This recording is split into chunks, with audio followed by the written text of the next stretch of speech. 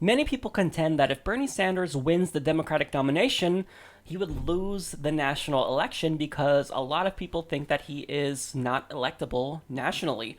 Now, they say this because they think he's too far to the left, but in actuality, he's not a far leftist. He's just a leftist. Now, I've consistently declined this false narrative because all of his policy ideas are right in line with the American people, so of course they would vote for him. Now, I'll get to that and what I mean by that more specifically in a moment, but for now, a new poll from NBC News, The Wall Street Journal, and Marist shows what I've been saying all along, that he is, in fact, nationally electable, and actually, he outperforms Clinton in hypothetical matchups against Republican candidates in states such as Iowa and New Hampshire.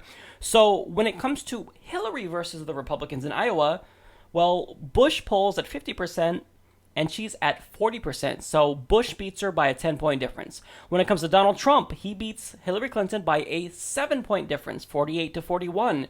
When it comes to Carly Fiorina, 52 is what she's polling at, 52%, while Hillary Clinton is only polling at 38% compared to Carly Fiorina in this matchup. So Carly Fiorina would beat Hillary Clinton in Iowa by 14 points. That's brutal. Now, Bernie doesn't fare too much better against the Republicans, but he does beat Hillary Clinton in that regard. So now when it comes to a hypothetical matchup between Jeb Bush and Bernie, well, Jeb Bush only beats Bernie Sanders by 2 points. So Bush leads 46 to 44. However, when it is Donald Trump versus Bernie Sanders actually beats Donald Trump in Iowa. Bernie Sanders leads Donald Trump 48 to 43. When it comes to Carly Fiorina, the person who would destroy Hillary Clinton according to this poll, well, she polls at 45%, whereas Bernie Sanders would get 42% of that vote. That's just a 3-point difference. So the conclusion is that the Republicans are doing pretty well in this poll, but Bernie Sanders fares a better shot against them in Iowa. Now, when it comes to hypothetical matchups in New Hampshire, Jeb Bush also beats Hillary Clinton by 7 points. He leads 49 to 42. However, Hillary Clinton would beat Donald Trump as she leads 48 to 45. Now, when it comes to Carly Fiorina, she still gets whooped by her. So Carly Fiorina leads with 50% of the vote, and Hillary Clinton gets 42%. That's an 8-point difference. Now, when we actually look at Bernie versus the Republicans in New Hampshire, the story is completely different. So, when you match up Bernie Sanders and Jeb Bush, it's a tie, 46% each. Now, when you match up Donald Trump and Bernie Sanders beats Donald Trump by, wait for it, 10 points. Bernie Sanders would lead 52% to Trump's 42%. When it comes to Carly Fiorina, seems like the most biggest opponent of Hillary Clinton, Sanders beats her by 2 points. He leads 47 to her 45%. So the conclusion from this poll, at least, is that Bernie Sanders is more nationally electable than Hillary Clinton. Now, the sample includes over 1,000 participants. It's 1,044 registered voters with a margin of error of plus or minus 3 percentage points. So I do trust this poll based on the methodology. But the conclusion, according to this poll, is that the Democrats' best shot at keeping the White House is to go with Bernie Sanders. Now, the question here is, why are the Republicans doing so well? Because, look, I'm not a supporter of Hillary Clinton, but I would vote for her over any of the Republicans anytime, any day. So both Bernie Sanders and Hillary Clinton should be whooping and destroying the Republicans in hypothetical matchups, but that's not the case.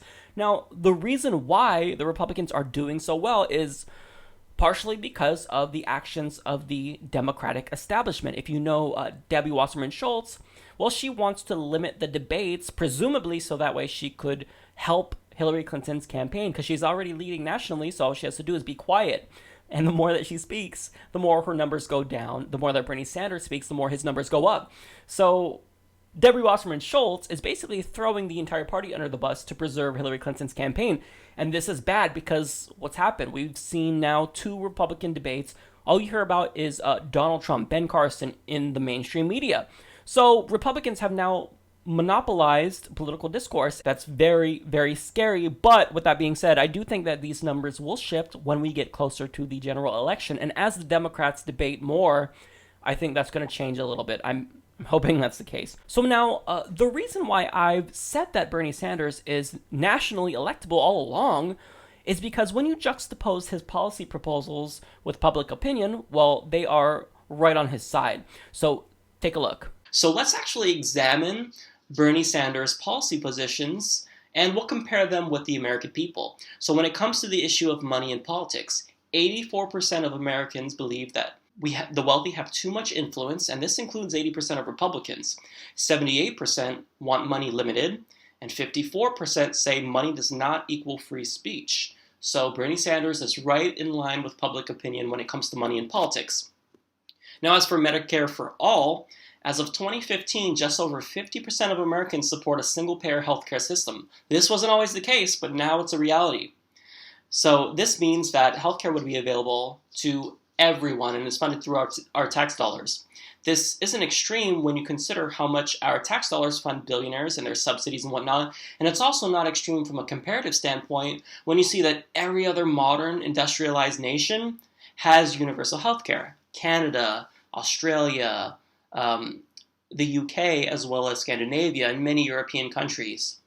So he is now in line with the American people when it comes to healthcare. As for global warming, he wants to lead the world in reversing global warming. Now, what does the American people think about this? So the Yale Project on Climate Change Communication says that 63% of adults think global warming is happening, and 61% think it will harm future generations. When it comes to taking action, a clear majority of citizens, that's 100% of counties surveyed, so a majority in every single county surveyed in this study says that we should fund research into renewable technology and regulate CO2 as a pollutant. 95% think we should put CO2 limits on coal-fired power plants that exist right now. So when it comes to global warming, Bernie Sanders is right in line with the American people again. As for free college, the Progressive Change Institute found that 63% of Americans think community college should be free. Now, Bernie Sanders wants all 4 years funded. So I'm not sure if Americans agree with all 4 years, but at least with respect to the first 2 years of college, Bernie Sanders is right in line with the American people. You see the trend here. As for raising the minimum wage and implementing paid sick leave and time off for employees, so the Associated Press GFK poll found that 60% of Americans support raising the minimum wage, as does Bernie Sanders. 60% of Americans also think employers should offer paid sick leave, including half of all Republicans. 2/3 of Americans are in favor of paid maternity and paternity leave, including 55% of Republicans. So yes, when it comes to minimum wage, Bernie Sanders is in line with the American people, including Republicans. Bernie Sanders says that he wants to create jobs by fixing infrastructure. Zogby finds that 65% of Americans think fixing infrastructure should be a high priority. Again, right in line with the American public. When it comes to fighting income inequality by implementing progressive taxation, Gallup finds that 67% of Americans are dissatisfied with the country's income and wealth distribution. Hart Research Associates find that nearly 4 in 5 Americans want to close corporate loopholes. Associated Press finds that 68% think the wealthy pay too little in taxes, 60% say middle-class households pay too much, and 56% favor increases on capital gain taxes on households making more than $500,000 per year. Bernie Sanders wants to expand Social Security. What does the American public think about this? Well, public policy polling and MoveOn.org find that 65% of Americans support the notion of expanded Social Security. 70% are not in favor of Social Security cuts. Bernie Sanders is also not in favor of disastrous trade deals such as the Trans-Pacific Partnership. That's right in line with the American people as well. This trend is very consistent. 34%, which is a plurality of Americans, think trade deals slow down the economy. 46%, which is also a plurality, think free trade deals such as the TPP makes wages lower. When it comes to job losses, a plurality of Americans, which is 46% again, think the free trade deals lead to job losses. He also supports marriage equality.